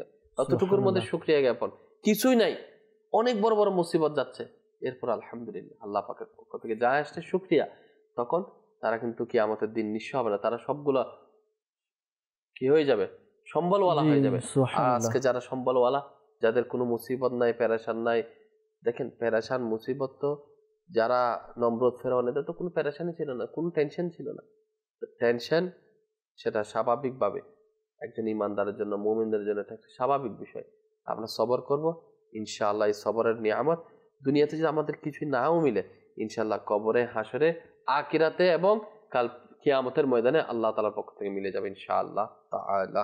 আসলে বাস্তবে কি, যখন আমরা ধৈর্য ধারণ করব, তখন আমাদের অনেক নিয়ামত অর্জিত হবে। যে বিষয়টি আর কি বললেন নাইম ভাই, আসলে যারা বড় বড় ব্যক্তিত্ব বলি আমরা, যারা অনেক বড় ধর্নাঢ্য, যেমন নাইম ভাই বললেন নমরুদ, এদের ফিরআউন, এদের কষ্ট বাহ্যিকভাবে ছিল না, কারণ তারা যদিও কোনো ভালো কাজ করে থাকে, যদি যেমন অনেকে আমরা বলি আচ্ছা আমরা মুসলমান, এত বিপদে, অমুসলিম যারা রয়েছে তারা এত সুখে, তারা কিভাবে? আল্লাহ তাআলা এটা উত্তম ন্যায় বিচারক, আল্লাহ তাআলা ন্যায় বিচার। তাদের যদি কোনো ভালো কাজ করে থাকে, যেমন অমুসলিমরা, তারাও তো মানুষকে সাহায্য সহযোগিতা করে, এই যে তাদের এই ভালো কাজ, তাদের ভালো কাজের প্রতিদান এদেরকে দুনিয়ায় দিয়ে দেওয়া হচ্ছে, তাদের আরো ধনাঢ্য সম্পদশালী করে দেওয়া হচ্ছে। কিন্তু যারা মুমিন ব্যক্তি, তাদের প্রতিদান তো আখিরাতে দেওয়া হবে, এই জন্যই তাদেরকে দুনিয়ার মধ্যে কষ্টে রাখা হচ্ছে, যেন এর প্রতিদান আখিরাতে দেওয়া হয়। তো আল্লাহ তাআলা আমাদেরকে বোঝার তৌফিক দান করুক। দর্শকবৃন্দ, আমরা চেষ্টা করেছি ধৈর্য বিষয় কিছু মাদানী ফুল তুলে ধরার, আমরা এগুলো স্মরণে রাখি, নিজের জীবনে প্র্যাকটিক্যালভাবে নিয়ে আসি। আল্লাহ তাআলা, আল্লাহ করিম আমাদেরকে ধৈর্য ধারণ করার তৌফিক দান করুক। আল্লাহ তাআলা আমাদেরকে উত্তম ধৈর্যশীল বানিয়ে দিক। ইনশাআল্লাহ তাআলা আগামী পর্বে আরও একটি বিষয় নিয়ে উপস্থিত হব। নাথ খান ইসলাম ভাই আমাদের সাথে থাকবে, আলোচনা করার চেষ্টা করব। আজকে দর্শকবৃন্দ এখানে আমরা শেষ করব। ভালো থাকবেন, সুস্থ থাকবেন। আসুন আমরা সালাতু সালামের শামিল হয়ে যাই।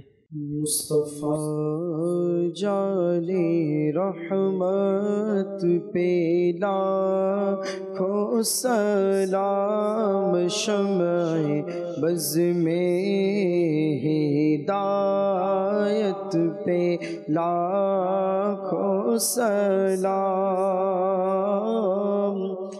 पतली पतली गुले कुद्स की पतिया, उन लबों की नज़ाकत पे लाखों सलाम। अबू बकरो उमर ज़ुन्नुरैनो अली आलो अस्हाबो इतरत पे लाखों सलाम। मुस्तफा जाने रहमत पे लाखों सलाम, शम्ए बज़ में हिदायत पे लाखों सलाम। गौसे आज़म इमाम तोक़ा वन्नो का جلوہ اے شان قدرت پہ لاکھوں سلام ڈال دی قلب میں عظمت مصطفیٰ سیدی اعلی حضرت پہ لاکھوں سلام فیض سے جن کے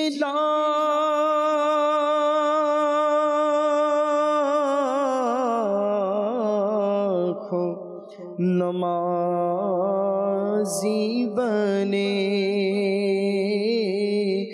فیض سے جن کے لاکھوں امام سجے اس امیر اہل سنت پہ لاکھوں سلام مصطفیٰ جان رحمت پہ لاکھوں سلام شمع بز میں ہدایت پہ لاکھوں سلام